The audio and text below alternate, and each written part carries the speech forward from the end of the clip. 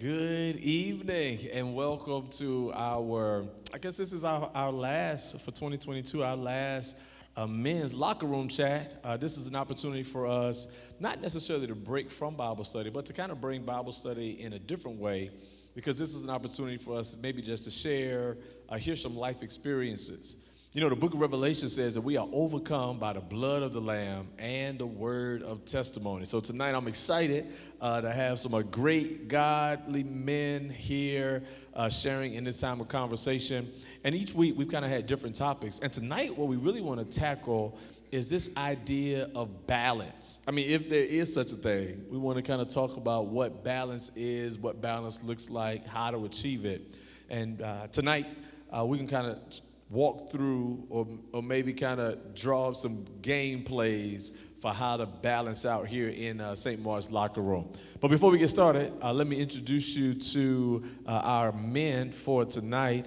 Go ahead, fellas. Let's go ahead and just start with maybe introductions. We'll go from left to right. Good evening, everyone. My name is Lonnie Colley. I'm, of course, a member here at St. Mark. I'm vice chair of the trustee ministry. Glad to be a part of the event tonight.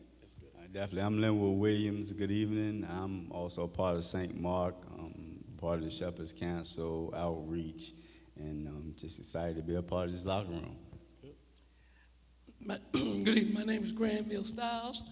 I'm an usher here at St. Mark. Been here for quite some time, and I'm just glad to be called on to do this tonight. Amen. So listen, fellas, here's the question. How do you find balance? And I could fill that in with a lot, right? How do you find balance between spending time with God and spending time with family? How do you find balance between making time for yourself, but at the same time being there for others?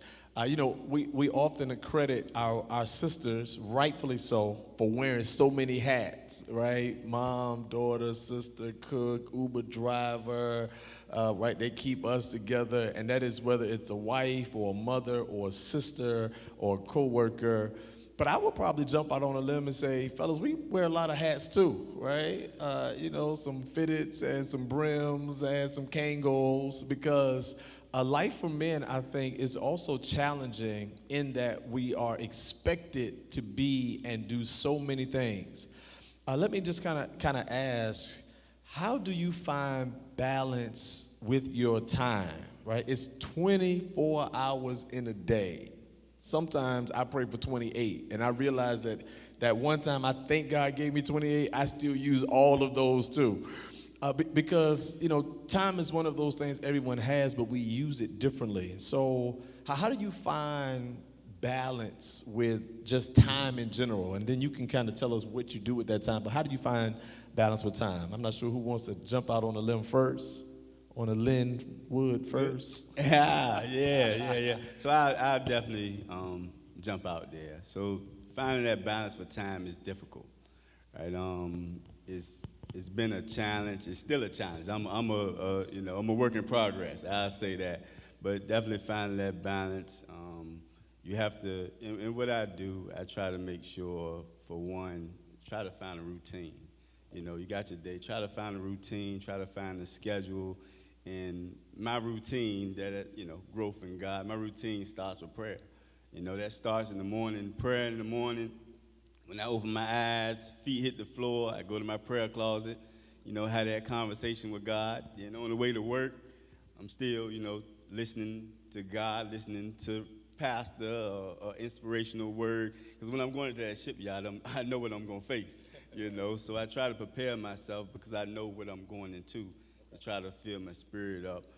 But when I get there, just that God time, try to get that God time in. And then just with family, that's the tough one.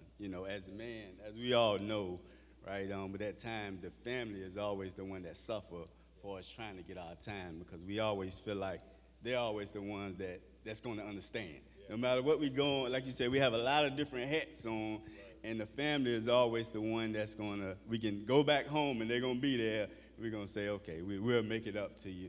But they're always the ones that suffer. So we got to find that time for the family. And that's what I try to do, set that schedule, whether it's the wife, date night, or the kids, let's have a movie night. Yeah. Try to keep that schedule with them. Okay. because again, you know, that's something. And try to balance that time, keep that family schedule, and then the time for myself, right? That's the hardest part, right? We never have time for ourselves, because even when we have downtime, right, our mind is always still going on, right? What we're gonna do next. Right. So it's just that balance again, that still trying to a work in progress, still trying to balance the time with all three.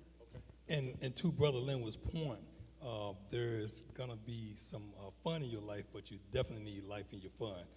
To the point of understanding how to strike that balance as far as when you're home, you're going to be in a relaxed mode, and also when you put yourself in a work environment, you got to understand where you're at. A lot of times, we tend to bring home life on the job, and that can bring issues there.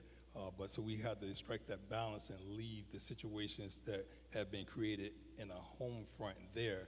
But when we are on our job, we want to dedicate those 8 hours, to that source of work, and so that we can put forth the best effort of what we're tasked to do.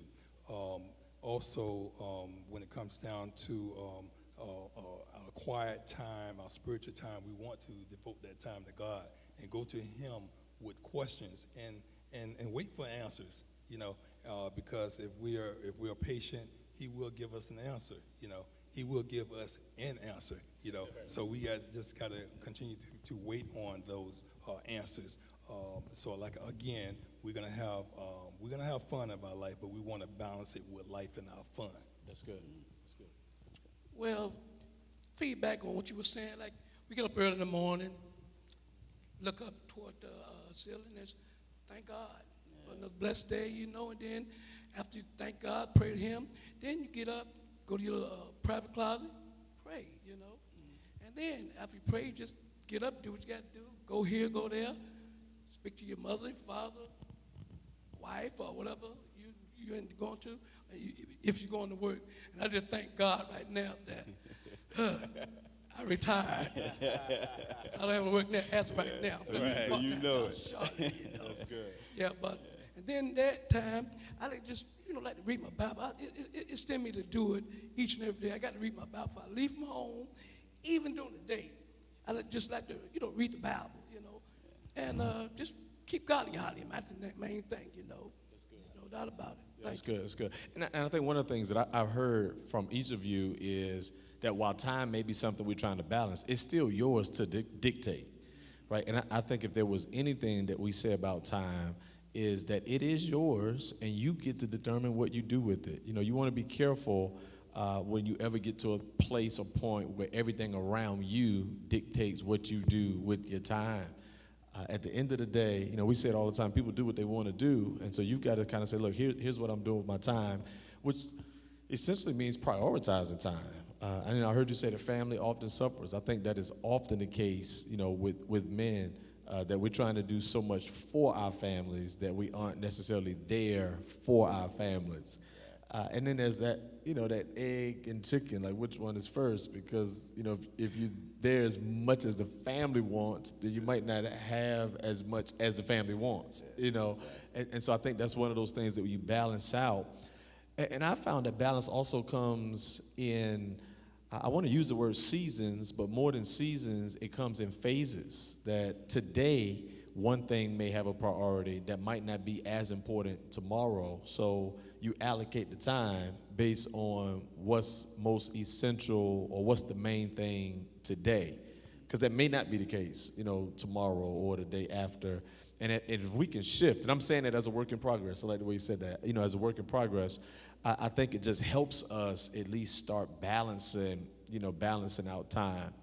There are these biblical concepts of time where there's what we call Kairos and Kronos. Kronos is kind of like a clock. That's the 24 hours you have. But then there's Kairos, Kairo, which is God's timing, right? And God's time is different than the clock we run on.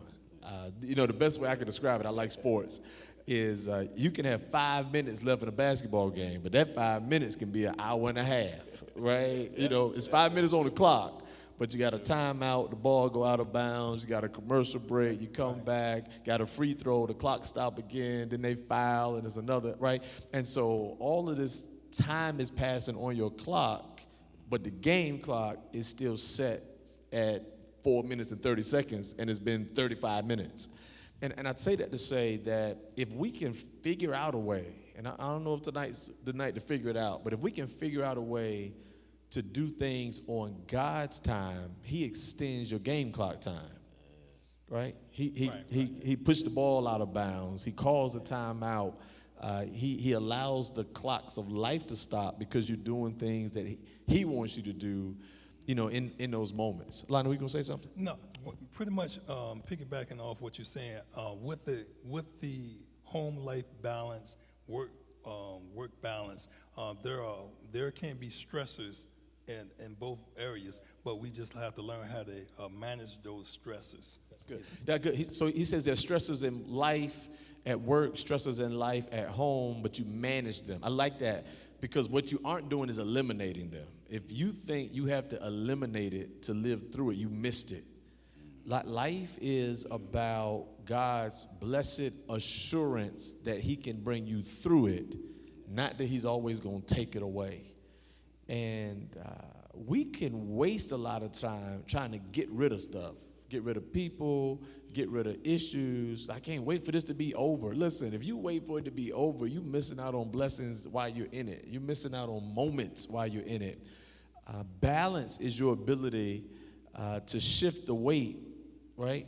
Lean the right way so that when the whatever comes, the challenge or the trial, the obstacle, the pain, whatever, you're able to just still be there but not be affected. So that's a good point that I want to bring up the word declutter. So a lot of times on the jobs, you want to declutter. A lot of times you can have a greater degree of performance if you declutter your area, okay? And the same thing can exist when it comes down to home life.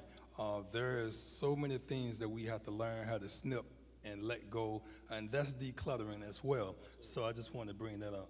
That's good. There's this book called Essentialism, and Greg McCowan has this book called Essentialism, and he argues that the less you do, the more you'll get done.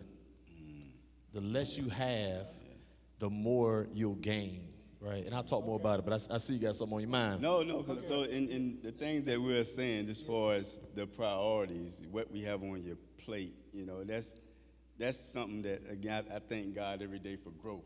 Because I think about, my plate in the past and what I had on it and just the priority that I put it in, these are things that almost ruined my life because I had things that was in priority that shouldn't have been there, and now just with growth, I'll say the top priorities for one is God, for two is family. They're my top two main priorities that sticks on my plate and now, right now. It isn't always the case.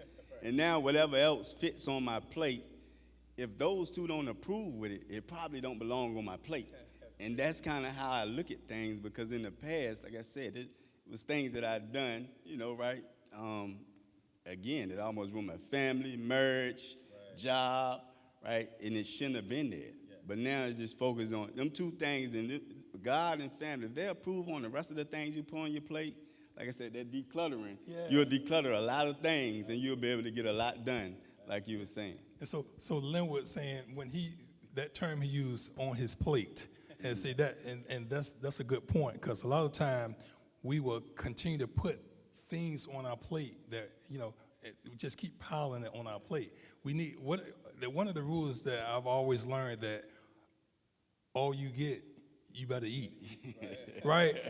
All you get, you better eat. So there's no need to keep piling more on your plate if you're not going to eat it. And that's when we come back to that other term, declutter. You're just going to have to learn what you don't need to get and put on the plate in the first place. Right. So essentially, you guys are saying that balance might not necessarily be learning how to carry everything. It might be taking some stuff off so that it balances itself out. So now what we're saying is balance is less about a person carrying, and it looks more like a scale. You guys, can you see the scale? Left side, right side, middle, and the scale. The more you put on the scale on one side, it out, right? It causes imbalance. But if you take something off, right? Take a gram off, take a gram off, take a gram off. Eventually, it balances out. So some of us may feel unbalanced simply because we carry more than we should in an area, right? As a fill in the blank employee, as a parent, there are some weights that are not yours to carry, and if you remove them, life balances out. I like the way you put that. Yeah. A lot of that comes with wants and needs. Totally. Yeah, that's true. I think our eyes pull in a lot of our wants. We got to understand that that's just what they are. They're wants. Yeah. Isn't necessarily that we need them. Yeah. God will provide what we need. That's good. And I've learned that there are some Christian wants. We call them desires. But a lot of what we want has been manipulated by the world to make us feel like we want it when we really don't need it. They're just some things, like the hot now sign.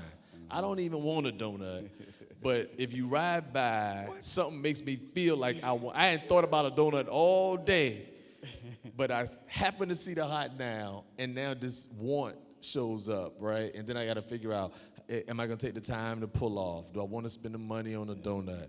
Can I eat the donut after I worked out? You know, all of those things, but the want appears because of what the world presents.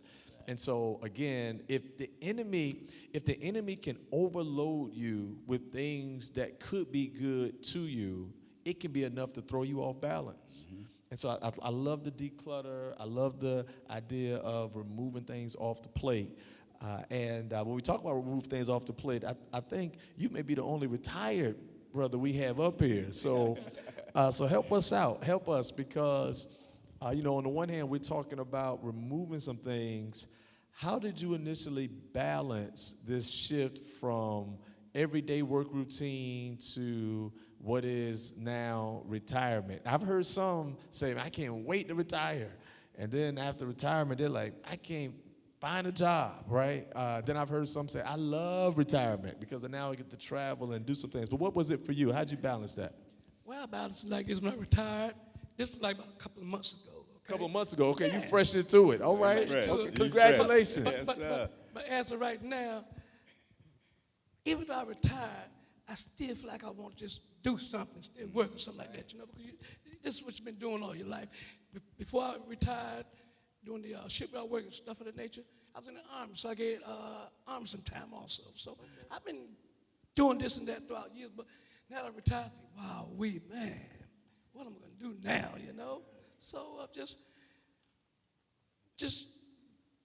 trying to give me a little something to keep me busy also. So you're still trying to do something. Trying to do a little something. So retirement for you was, now that I'm not doing this, I have more time for something. You're just trying to figure out what that is. Okay, that sounds good. Sounds good. For those of you who are just joining us, we are here in our St. Mark locker room, and we're really just talking about balance, right? How do you balance? We started off by talking about balance in time, and we kind of talked about routine and how much we carry on our plate. I want to kind of make a shift and talk about how we balance this Christianity spirituality, right? Because, as mentioned, you all have been a part of St. Mark for some time. You have been believers for some time. There were moments that you were not in the household of faith and not believers. But now that you're saved, how do you balance being saved in some unsaved environments when the people around you don't act as Christian as we should, even though none of us are perfect? When maybe you are around some friends that you used to hang out with, or maybe you're with family, or maybe you are at work. But how do you balance out, and I want to kind of be clear, how do you balance out being a Christian but also still fitting in with those who don't yet believe? Or maybe you haven't had that challenge. Anybody ever been in that place where it's like, I don't want to be too Christian? I want to be a Christian, but I don't want them to run me away, but I don't want to be not a Christian. But have you ever? Pastor, pretty much you just be true to yourself. Okay. You stay you. You stay who you are. All right. You don't have to really continually, openly profess who you are as far as your faith choice and with you being a believer. Just stay true to yourself and who you are.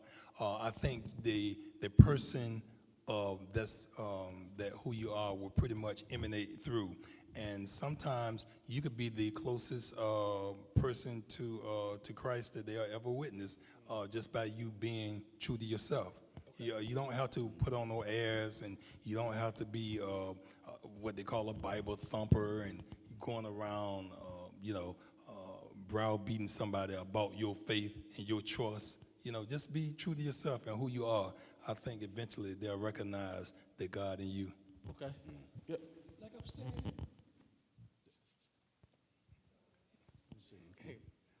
Yeah, that's Yeah. all right.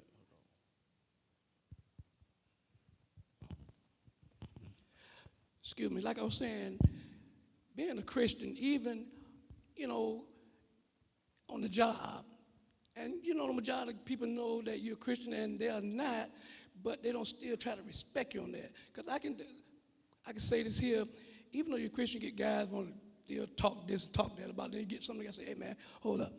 That's Styles, man. Watch your mouth around that man right there. He's a church man, So I just look at him and say, no problem, I just pray for him, But you still got to go along and live that Christian life, no doubt about it. Even you're going to have that even out here in the streets and stuff of that nature. People can recognize who you are. Matter of fact, I've been told about 3 or 4 different times throughout life that man right there, I'd be walking, a lady stopped me and said, oh, sir, what church you belong to? I said, I belong to St. Mark Missionary Baptist Church. I said, what's up, what's wrong? She said, no, I can see it in you, Right. So other than that, you just be who you are, People on the outside, you just pray for them. Yeah. So I can definitely speak, and both of y'all are head on with it. And we talked about God's timing, and there's something about God's timing. And again, with me, now that I've been through what the outside has been through, done what they have done, been in the same places, now to go in and step in, and now they see me and they see a difference. And it ain't that I act different. It's just I don't do the same things that I used to do. So them seeing that, again, it makes me feel good, because sometimes it makes them want to change. So all I get is positive input about, man, how do you do it? And I let them know it's easy. We can still have fun. We don't have to drink. We don't have to smoke. Do none of that. But we can still have fun. And it's that simple to me, but I understand it's not that simple to them. But again, it's a beautiful thing to go around my friends and go around my family members, and they see that I don't have to do the same things. But they can see my light, and they know, okay, right, he is changed. Right. And they ask, okay, can I go to church with you? What do I have to do? Yeah. And that's what it's all about. It's all about building the kingdom. And I know, again, God's time, and that's what I'm here for. That's why I had to change. Got it. Okay. I mean, just like I said, some people can see it in you. Yeah. They don't have to know you. They can just see it in you. Like I said, I've been told that like at least about 2 or 3 different times by different people, don't know who they are. But they say, you're a church man, aren't you? Yes, ma'am. Yeah. But it's all, again, it's for one, it shows them that you can change. And that's the satisfaction I get out of it. Being like, man, look, I was there. I was doing the same thing you was doing. Right. You can change. It's possible. Right. So again, it's just showing that light where, no, I wasn't in church all my life. Yes. So you can't put me in that category of, right, I don't know what you've been through, because I have. And, these are things. We was there together. Yeah. So, right. It's just that respect now and again, some friends, I can see the growth in some people that I go around. So it's a beautiful thing to me, and I'm enjoying it. That's good. It's good. I know it's a Bible study night for some of you who come in to our men's locker room chat. So let me just kind of toss some scripture on this, because what we're saying is that when it's in you, it comes out of you. And we see that. We see that with people like Saul, who becomes Paul. We see it with people like David, who makes some mistakes, but then God still uses him. People like Moses, who has some anger issues, but God does great things through, because what God does over time is he reveals himself through us. And so it exudes through us. It attracts people. It lets people know who we are without us always saying it. And then sometimes you do say it. Either way, I think what we're saying is the balance is in being you, and who you are may be different in different arenas. Now, gentlemen, have you ever felt pressured to maybe be more or do more than what you would either want to do, or more than what you have kind of made up your mind to do? Because again, as men, there's so many expectations, right? Some put on us by family, some my friends, some expectations put on by us, right? Like we are the ones who say this is what we ought to be, when people would accept us doing and being much less. So how do you balance out the pressure of this standard of a man to who you are, or what you really are purposed to do or purposed to be? Does that question kind of? Yeah, I kind of understand where you're going at, but I think a lot of men in their younger age bracket may have a hard time of kind of like fitting into certain environments, and that's that peer pressure. Most everybody up here a little seasoned, I'll say, a little mature. So at this, especially if I can. Mature, you mean either gray hair or no hair. That's right. I got you. Okay. Well, yes.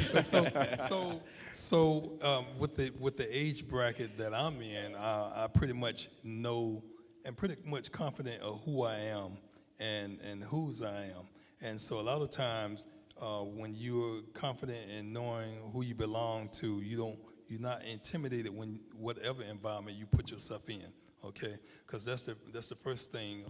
Sometimes coming up back to that point of a child, your parents instill certain values in you, and those values that are instilled in you, they follow you through those morals. They kind of follow you through into your adult life, and not saying that you won't face temptation as you age, but you should not repeat the mistakes, And as we age, we develop our standards, and we continue to learn and grow and become a greater Christian man. Right. Got it. So for you, you're saying that really a lot of the pressure that's put on us is to be something we're not. And yeah, I think a lot of it's coming of age. Okay. For not just men, but for young ladies as well. But I'm saying as we age, I think we gain a greater balance of our life and understand who we are, and we understand what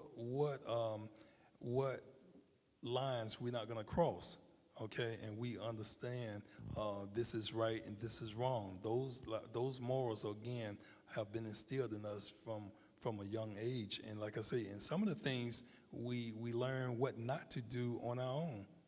Right. Experience to teach you that. Yes, Absolutely. that's the best teacher. Experience. Absolutely. Absolutely. Yeah.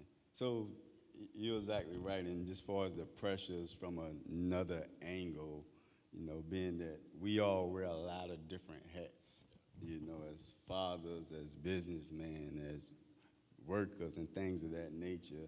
And, just as far as the pressures of us being asked to do different things.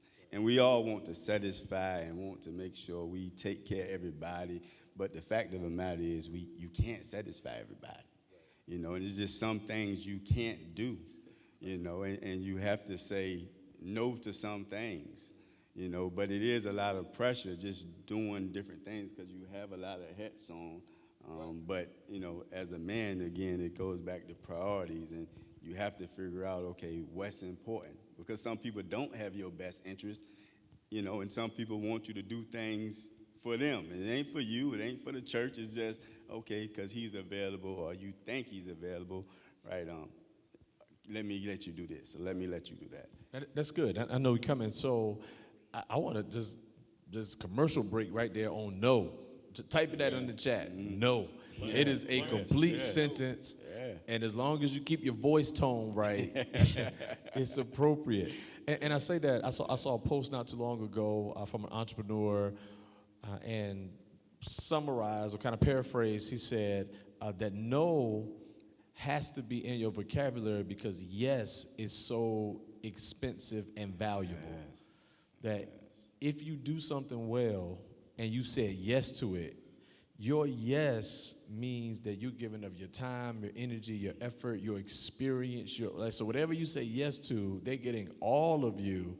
And when you really understand the value of your yes, then you won't so loosely and frivolously say yes, but you'll start to kind of slide some more no's in because you know how much worth your yes has.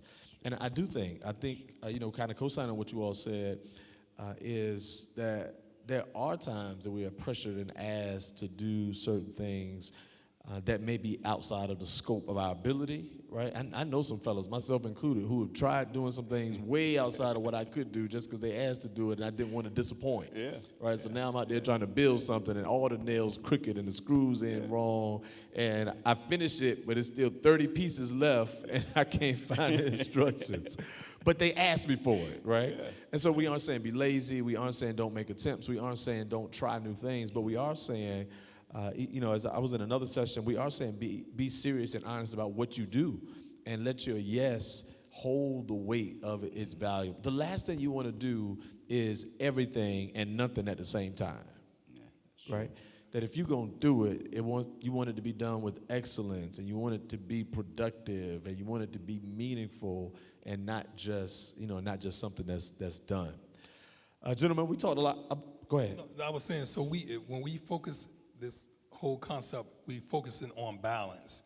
So when we speak of balance, and we talk about the men in general, we pretty much, I think everybody up here can pretty much consider themselves servants. We have that servitude in us, so we're always doing for others. And I think it's a good point to recognize that it's okay for us to reward ourselves. So that's like striking a balance. Sometimes we need to do something for ourselves. We need to authorize the permission that say it's okay to do something for myself, okay? Because it's that inert nature in us to be protectors, to be providers, but in order to strike that balance, and this is what this is all about, creating a balance in the Christian man's life. It's okay to reward ourselves. That's good. So there is serving that has to be done, but then there ought to be a break for celebration, right? Yes. And that's important on so many levels. I think we may have talked about this in our first session, that typically I'll say people, we're talking men tonight, but people who are driven by accomplishment fail to stop and celebrate the accomplishment, because as soon as they win, they go to the next thing. They go to the next thing. They go to the next thing. And what it leads to is burnout, but then also high levels of depression. Yes. Because if you keep doing and acting and producing and never see a result, eventually you feel as if you haven't accomplished, because after every accomplishment, you move to the next thing. And so I think built into God's fabric for us is a Sabbath, but it's also a time to reflect and say, okay, what did I do well, right? And in the world we're in, I'll say it for men, but again for all, that people don't have a problem letting you know what you don't do. Right? I mean, right. You don't have to go hire anybody to complain about what we don't accomplish and what didn't happen and what could have been better. And so since that's the case, there ought to also be some time that men do stop and just celebrate. Now, that celebration looks different. You know, for men, that celebration may or may not be a party. It may be that he goes and buys himself something that he always wanted, and the ridicule is, I can't believe you wasted that money. No, this was a celebration, right? Or it may be, hey, I'm gonna sit down right here for about 15 minutes. Y'all just give me 15 minutes. That is a good celebration. I worked hard today. I know you want to talk. I know you want to play. Give me 15 minutes to celebrate making it through the yard, right? Making it through the day. And so that could be a celebration. But then there are moments where there are practical, right, celebrations, where there are thank yous and congratulations, and they're necessary. They're not optional. They are necessary for you as a person, man or woman, because without them, you're always on the go and moving into the next, and there's not a moment to celebrate. I'm reminded, Bible study night, I'm reminded of David when he's carrying the ark, and when he's on his way to carry the ark, they stop every 6 steps and worship. And, that sounds excessive, right? We're trying to get this box back to the house, and every 6 steps, they stop to celebrate having a box.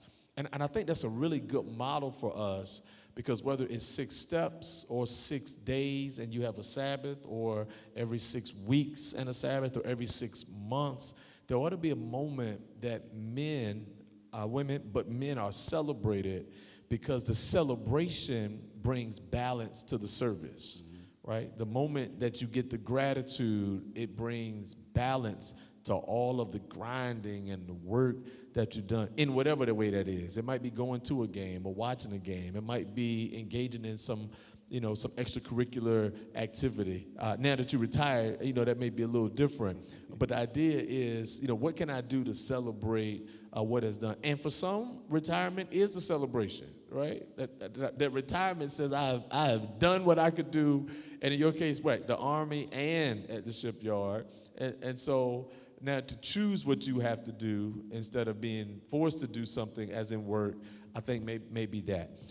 Even though I retired, but it seems like I still want to do something, because I've been doing it throughout life, working here, on doing that. I feel like I just want to just do a little something still, I got it. Even though you retired, and you got a lot of people to say, I retired, but I still needed something to do, Right, something to do. Something to do. That's good. I want to kind of take that. I know we talked about a lot. Let's talk money real quick, right? I don't know if you can have a whole man session and not talk about little cash, right? How do you balance that? How do you balance? I want 2 questions. You can pick which one you like to answer. How do you balance working to make the money and the time you use actually enjoying the money you've made? Right, we're not talking necessarily savings or investing, but the man is built to go after it, to get it, to bring it home, and we know our sisters are doing the same. So let me be clear on that. We know you ladies are working as well, and thank you for it. But what I'm saying is, as men, trying to balance out, okay, I work for it, but then when do I get to enjoy it? Right, want to start there, and then also, what is your balance between gaining or earning money and giving and sharing your money? How do your finances work as it relates to balance? Because there are many who are at extremes. They get it and they spend all of it. Friday paid, Saturday gone. Then there's some who gain it and it never goes out, and so it's all saved up and it's packed up, and at some point that's not designated, somebody's going to get it, but not the person who saved it because they didn't use it on any. How do you find that balance between where you are with your finances, gentlemen? So I can start. Yeah. So one of the things, just for us working, and this is all a part of growth. One of the things I enjoy is, I work hard, but I look forward to setting up things like vacations, setting up things, and to me, it's all about, how can I make it better for my family, or do something that my family can enjoy, and that's why all of us work hard, because it's never about us. Right. It shouldn't be about us anyway, and it's about, how can we make it better for our family, our wife, our kids, and others in the community. So it's about, just far as working, but also planning to figure out, this is what I plan on doing with this, whether it's savings, but really setting up and enjoying it. Because again, as people say, and I'm not all the way up there, but you never see a Brinks truck behind a coffin, right? So you can't take it with you, But the thing is, you want to make sure you save up and make sure you be responsible enough so that your family is taken care of, but while you're there, y'all also are enjoying it together. Okay, that's good. So I think a lot of it is predicated on the way that you was raised, the household that you came up in, and there could have been circumstances that was not so pleasing that could have taught you by default how to manage money. All right, and so in some cases, you may not be a spendaholic. You may, because like I said, maybe the lifestyle that you were raised in taught you what they call to prepare for a rainy day fund. And so you, in some cases, you say to yourself, I don't ever want to go back down those roads again. and so you where become you that didn't have. frugal person. So when because did if not you have. grow up not having, Right. when And- you get it, you hold on right, to it. Right. So I don't want to say I don't, the term de facto, but I'm just saying you just some kind of way. It's a learned nature because of what you endured coming up. Right. And so in some cases, it can force you to manage that money properly as opposed to somebody that had such a frivolous lifestyle and just spend it as they go, as you say. But life lessons has taught you to prepare for tough roads. And so I'm saying you could end up becoming that financial guru because of that hard times. So in that case, the saving is the balance, right? Because there was life without, and so now I'm creating life with it. Right. And so I'm trying to almost kind of straighten the curve. Right. And in some cases, depending on your mate, spouse that you connect with, she may not have experienced the livelihood that you've experienced. And so that, in turn, will balance that off as well because she may have a very well different experience than the way that you was raised. And she can keep you grounded and say, hey, I got this, and we got this, rather, and that's what makes that work together. Okay, that's good. That's good. So as we kind of talk about balance, finance, I want to take a moment for those of you who have come on site, and of course, again, thank everyone who's been with us online. Thank y'all so much for joining. We're not done, but I wanted to just take a moment and ask if there were any questions based on the conversation we've had from those who are with us. If you're online and you have any questions, you can just go ahead and type them in the chat. We're going to try to answer those and grab hold of them. And if there's anyone on site, you can just stand and ask your question, and we're going to try to field a couple of questions. While you all are thinking of questions, because I know you have one, I can see it behind your mask. I can feel it coming through the screen. Once you come up with those questions, take a moment to do so. I'm going to ask the fellas, if you could, just start thinking through what man in the Bible becomes for you maybe an example of balance. Like, is there someone that you've read about, someone you maybe modeled your life after that says, I may find myself like them or aspire to be kind of like them. We're going to assume Jesus, so I'm going to go ahead and lift him up. So if that was your answer, you're going to have to think a little bit harder. We all want to be like Jesus. And then after Jesus, right, with all of these other men that are in the Bible, is there one? Y'all think about that. Real quick, any questions? Come on, if you're in the chat and you have any questions, you can go ahead and drop it in the chat. If you're on site, any questions for our men tonight based on what we've already talked about, or maybe something you were hoping to hear and we haven't mentioned yet? Anyone, real quick? You got somebody, Okay. Pastor. Okay. So We're coming back to you. All right, So Pastor, I'm gonna go ahead on and be honest with you. I already talked with Linwood, and I you told gonna say it before anybody else say it. Look, He said, "I'll pick my guy out before somebody else get it." I know. I've already got first dibs on Job. Job, okay. Everybody know? So I said, Linwood, if you say Job, so pretty much, I think a lot of men pretty much has experienced ups and downs, peaks and valleys in their lives, and so they pretty much would use Job as a great example of perseverance and strength, and in regard to following God and just staying grounded in the God he served. I won't use Job.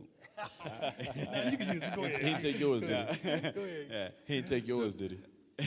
No. So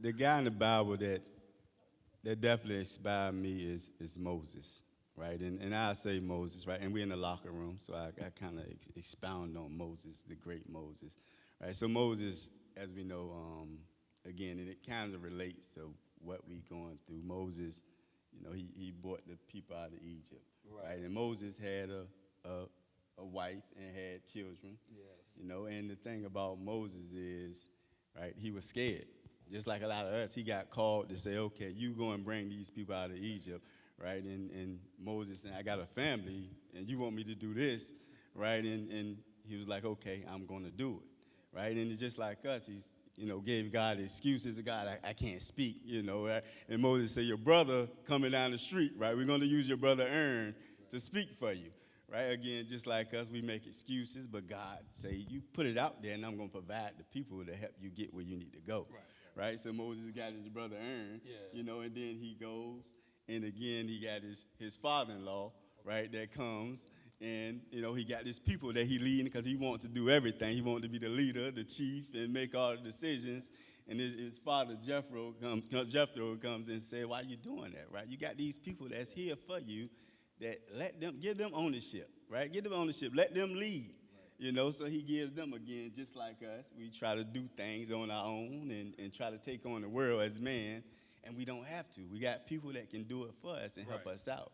But one of the main things is that Moses, even though, right, he did all this and took the people through the wilderness, but he got to the end and God said, you can't go across, right? And that was the biggest part. God, I'm going to take you to the mountain and see everything that I'm going to take your people to, but you can't go. And he was okay with that. When Moses died, he was 120, right? But the Bible says his sight was good and he was as strong as ever. So he could have lived another 120 years, but it was his time to go. He did his part. God brought him to do, this is what you're going to do, Moses, and your time is up. So just like us, it's important, your purpose, what you have to do in life, follow what you have to, because you never know when it's your time. No matter how strong you think you is, right, how much more life you think, God can take it in a moment. Yeah. So Moses is the strong guy for me that inspired me. Okay. Joe, Moses. Well, Granville, you got a tough one to follow. I'm not that much of a talker, but I really enjoyed Joseph, really, because even though his brother denied him, they put him in the ditch, and he was found by the other people, But from that ditch, he still made it up high. Yeah. Even though he was put in prison because of this woman tried to accuse him for, messing with her. But then he got out of prison. Then he was put up with the second in command. Right. Okay? And then after that, then his brothers, they had famine on the land, so Moses had to invite them there. Then he realized that, not Moses, I'm sorry, Joseph. Yes. Mm-hmm. And then his brothers and his father, he wanted to see them all because they didn't know that was really Joseph at the time, Yes. Yeah. I think the Joseph story, Moses and Job, they're all really good examples of balance. I think if I can't repeat any, I would probably go with David, right? I like David. I like David because of his balance of gifts, right? He was a shepherd and he did music, and he was a warrior and he became king. So I think he becomes an example of balance because he has the different gifts he's got to figure out and when to use what and how to use them. I think that's true. And I think that's true for each of us, right? Trying to really find what balance is. And hopefully tonight you've been able to hear some solutions to balance. Yes, sir. And another thing about David is that, he's a man after God's own heart. He is. Absolutely. There is a question in the chat. It says, would Hannah be a good example and Boaz? Absolutely. I think Hannah, who gives birth to Samuel, is a really good example of balance because she was patient. And I think Boaz is a good example. Boaz was both a businessman and a believer. He did business and he takes care of family, right? It's what we call the kinsman redeemer. And so I do think, Ms. Pamela, I think that both of them would be really good examples of balance. And I think we find that, throughout the Bible in many different ways that God kind of gives us this sense of balance. As we get ready to close out, I want to get a last statement of advice from each of you gentlemen. Just kind of if there was one thing you could share with the world related to balance or not, then I think this is a really good time to share it. I do want to give those who are with us and who came out and or logged on just an opportunity real quick. Do you have any questions? Any questions at all? Yes, ma'am. Yes, ma'am.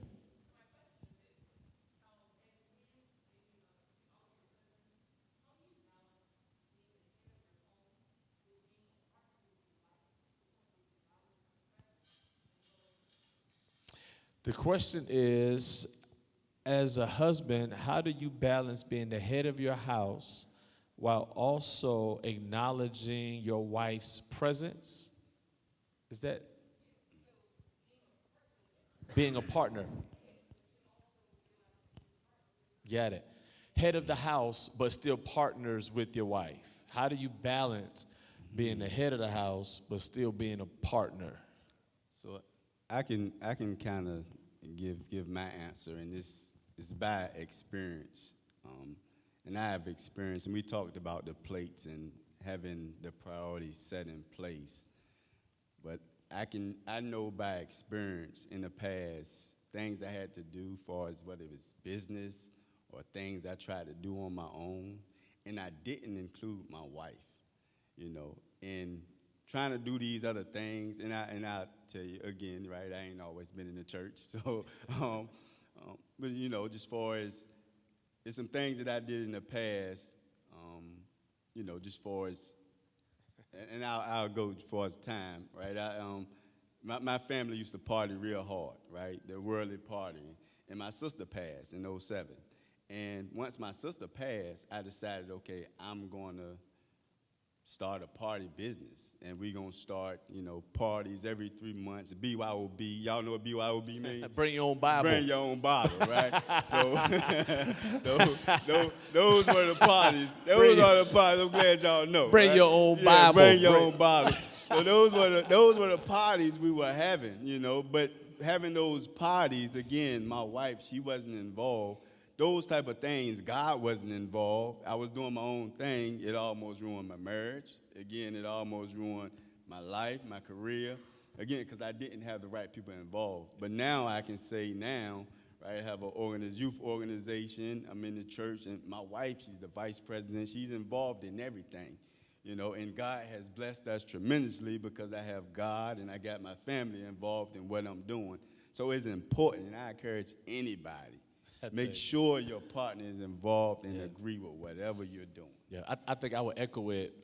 He said it real nicely. I think for me it was, I tried being the head of my household by myself and realized that I need to be the head of the household with my partner, right? Yeah. That after doing, and some of it may have been ego, some of it may have been a preconceived expectation I had that I had to do it on my own. And what I found is ignoring that advice elongated some things that when we finally started doing them together happened quickly. And so I do think if you're going to claim head of the household, the first choice you make as head of the household is to partner with your wife.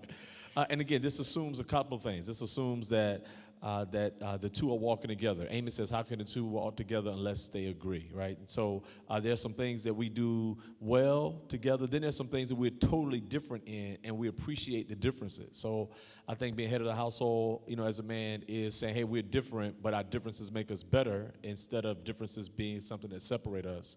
I think it is authentically seeing the value in your wife, not just pacifying it by allowing some things or asking for some things, but it is legitimately noting that she brings value in whatever way that is.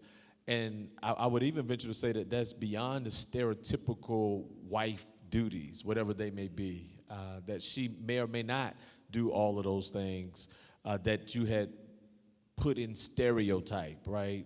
Cooking, cleaning, taking care of the kids. Those things may or may not happen, but there's some value that your wife brings to that relationship. And I would say that if you're asking how do you balance it, there are moments where you have to intentionally step back and be led even though you're head of household, right? Leadership can happen from the front. Leadership can happen from the back.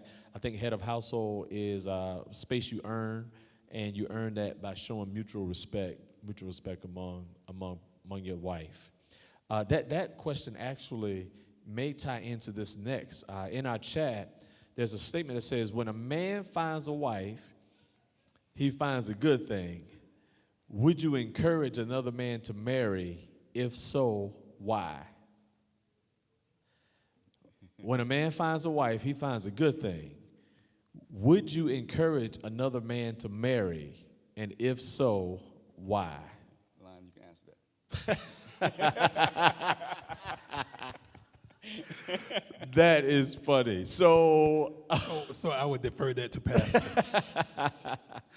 So I think we may have answered that in our last statement by saying because we are married, we have found things to be better. We've said things for years that we may not have applied, like 2 heads are better than 1, that Ecclesiastes, 1 is all right, but 2 has a better return. That doesn't mean that being single means you are deficient, but it does imply that if given the opportunity to engage in marriage, then it may be something. And if a man asked me, I would encourage it. I would highly encourage it because of who my wife is, but then I would highly encourage it because I do believe that God does things in union. To be clear, it does not mean that any man or woman who is single is deficient, because God brings 2 whole people together and creates a third whole, not 2 half of people together to make a whole. So you can make it out there, maybe not married, but if the opportunity presents itself, and if that's the question, I would say I'm encouraging it, 1, because of Scripture that says a man who finds a wife finds a good thing and finds favor with the Lord. I think also we can become better together. That again, you do have similarities and you have some differences. You have some strengths, now you're coupled with some weaknesses. And it pushes you to find areas of yourself that you may not have wanted to strengthen, that now you have to strengthen. Marriage will highlight your weaknesses and cause you to have to, in humility, grow in those areas. And so, again, I would say that if given the opportunity to do so, and by opportunity to do so, I'm saying if you're in a relationship that you think could be marriageable, is that a word? We just made it up. Marriageable, right? Then fella, maybe you don't have to keep holding it out. Or maybe you should ask, why are you holding it out? With the understanding that marriage may not be for everyone. Now, that's a whole nother talk night, right, on single and not. Maybe this summer we do a single session for all the ladies out there, and the fellas are, wait a minute now, what you talking about being single is all right. We can talk about that later. But the question is, would you encourage marriage? And I'm going to say yes. And I'll say the same thing. You probably should, because your wife was the one who typed it in the chat. chat. Okay. I think you should. I wasn't going to tell you. I appreciate but that. I think that is your wife in the chat. Let me expound then. Let me expound on that. Right? So hold on, Lionel. Hold on. All right.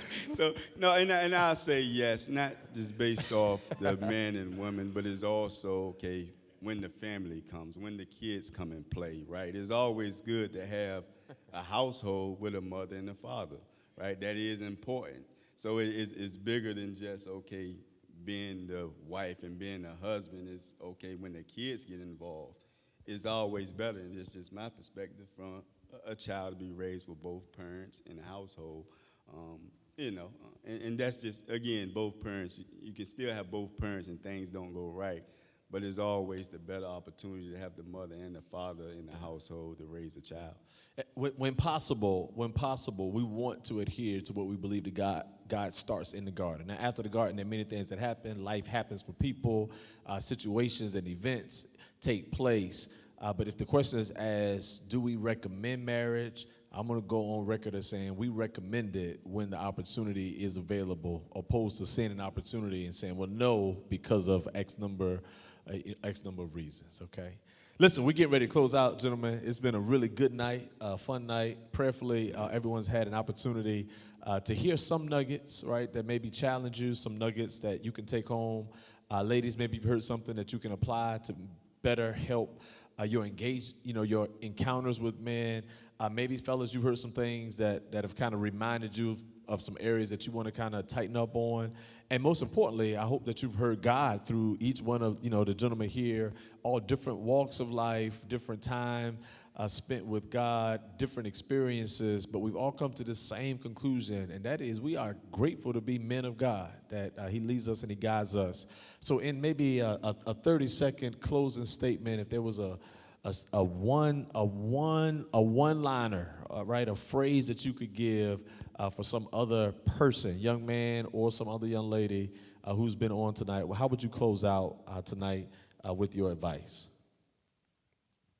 Well, I would start with just give God blessings every day. Just thank him for when you did not thank him. Just continue to thank him. Okay, that's good. I would say the road is narrow, and that's with especially many young people. Is the road is narrow. It's a wide road that a lot of people travel. But you have to be different, and that road is narrow to get where God wants you to go. That's good. Yeah, like I say, just keep giving God your time. Up in the morning, give him your time. Even throughout the day, just give God some of your time. And before you go to bed at night, give God some of your time. That's good. Keep God in your heart and your mind. That's good. That's good. And I'll close out just kind of reminding everyone of our topic that it is possible to find balance. And balance is not necessarily not doing a thing. It is trying to find the best thing to do in that moment. And moments shift, moments change. And if you can do that, then our goal is to really be able to maximize who God has called us to be so that we can draw others unto him. Gentlemen, it's been a good night tonight in the locker room. I want to thank everybody who came out on site. I want to thank everybody who came to be with us online. We're going to be back. So next month, we are kicking off another series during the summer. We're getting ready to go into summer stewardship. We're going to have some financial advice. We're going to have some money tips. What we are not going to talk about too much is giving. I don't want you to run away. What we're going to talk about is how do you handle what God has already given you? Because if you can properly handle what God has given you, then you'll always have opportunities to give. And so we want you to come on and be with us. We have some financial experts that will be with us. We'll be opening up scripture as well. And while that's going to happen next Wednesday, we are going to be right here on site on Sunday. We start worship at 10:45. You can come early so that together we can lift up the name of the Lord. I want to thank our media team for making sure all things are in place for us and for everyone again being with us tonight. You all have a fantastic night, and we are believing that God will help bring you balance. Father, we thank you for tonight. Everything that we've heard and experienced, the questions that have now been stirred up in us, the answers and solutions that we have been searching for, didn't even know we would get them tonight. But God, you brought them through these your men servants who have been diligent, who have served, and who have been open to sharing their own life experiences. Now, in the name of Jesus, teach us how to live life in a way that is balanced so that you gain honor and glory. We ask this in Jesus' name. Amen. Amen. You all have a good night. Thank you again so much.